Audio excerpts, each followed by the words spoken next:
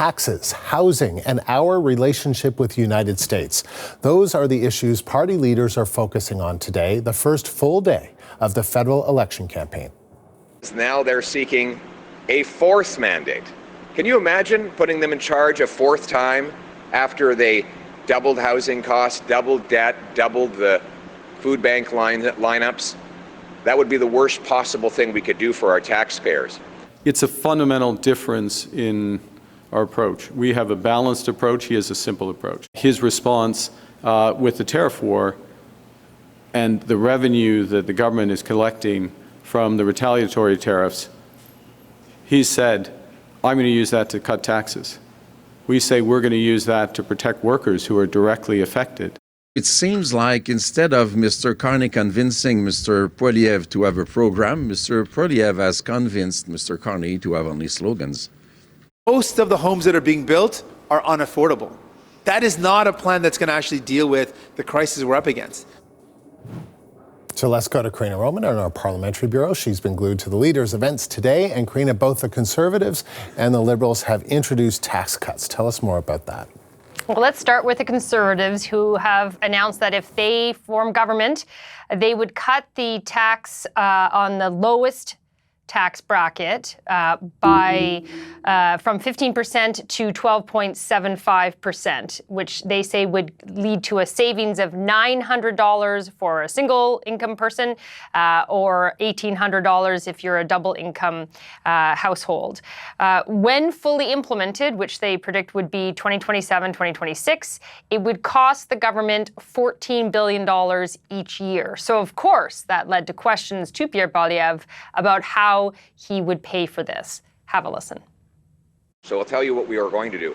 We will be cutting bureaucracy, cutting consultants, cutting back on handouts to insiders, and we will cut back on foreign aid to bring our money home to this country.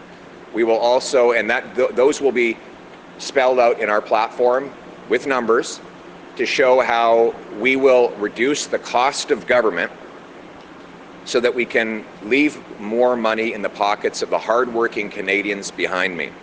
We'll also bring in a dollar-for-dollar law. So a pretty big announcement on the first full day of campaigning in terms of platforms. This is a pretty big plank in terms of tax cuts.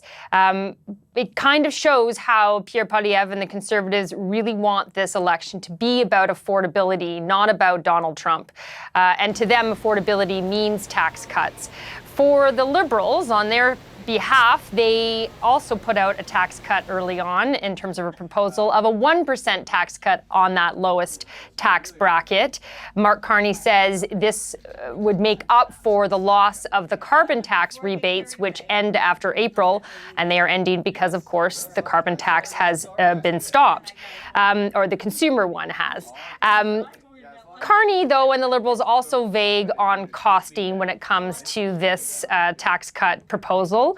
But when asked about that, Mark Carney really talked about how the Liberals have a different approach than the Conservatives, a balanced approach. So when it comes to how would he pay for this tax cut, he talks about slowing the growth in government that's been growing about 9% a year, slowing that down, increasing productivity, not cutting social programs. So have a listen to what he had to say. So if you take their tax announcement today, and you take what Mr. Poilievre said, no more childcare, no more pharmacare, no more dental care. And even by cutting all of those programs, which he has committed to cut, he can't pay for what he announced today. It's a different view of the world. Our view is we're all in this together. It's the spirit of Gander applied to Canada. His view is it's everyone for themselves. It's the spirit of Donald Trump that he's trying to apply to Canada. Now, to be clear, Pierre Poilievre has not actually said or committed to cutting those social programs such as childcare and dental care and pharmacare, but he has neither committed to keeping them. When asked, he's usually pretty evasive and sidesteps the question. So how are the other parties reacting to those tax policies? So NDP leader Jagmeet Singh says he too will have a tax platform announcement at some point during the campaign. Today he was highlighting what the NDP would do with federal lands to build affordable housing. But on the tax cut proposals from both the Liberals and the Conservatives, he points out that such a cut helps everyone, not just those who are struggling. So to him, it's not targeted enough because, of course, everyone is subject on that first sort of $57,000 of income to that lowest, that low bracket rate. So even people in a higher tax bracket, that first $57,000 plus is subject to that. So it's a savings for everyone. And the NDP leader says that's not really a good way to go forward. So have a listen to what he had to say. That tax cut is going to give the exact same amount of money to someone earning $500,000 than it would give to someone earning $50,000. I don't think that makes much sense. Like, why would we give away the exact same amount of money to someone that earns $1 million and someone that earns $30,000? That's a nonsensical plan. Yeah, we need to give a tax break to the middle class, but let's give it just to the middle class, not to millionaires. The Bloc Québécois leader Yves-François was also asked about this and how would the Bloc compete with these kinds of proposals when they're not a national party. The leader was fairly incredulous, I guess you could say, in his answer. Have a listen. I don't have to compete with that, but let me say something. How the hell do you intend to do that? One of the parties says, we will cut the expenses. Okay, is it the right time to cut the expenses when the moment is more appropriate to support enterprise companies and jobs? And the other party says we will cut expenses and we will cut taxes. There's no way on earth one can manage that. Now, Blanchet was out with his own announcement that he would introduce legislation when Parliament resumes to bring in a law that would force local and Canadian buying and procurement when it comes to federal contracts. And party leaders are also reacting, Karina, to a controversial interview that Alberta Premier Danielle Smith had with an American news outlet. Tell us about that. So she spoke with Breitbart News in the U.S., a right-wing media, though this was before Mark Carney became leader of the Liberals. And in that interview, she recounted how she had told U.S. officials to cool it on all the tariff talk and all the attacks on Canada, at least during the election, because it seemed to be helping the Liberals. She also appeared to have said that Pierre Poilievre's alignment or is more in sync with Donald Trump.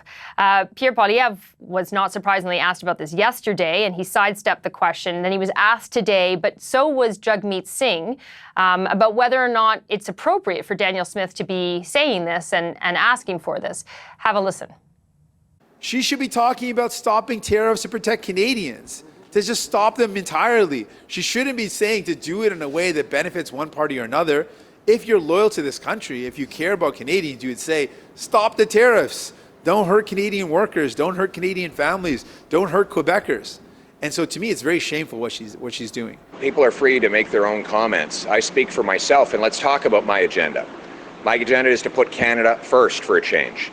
You know, there's a reason why Donald Trump wants the weak, out-of-touch Liberals in power. They've handed him control of our economy.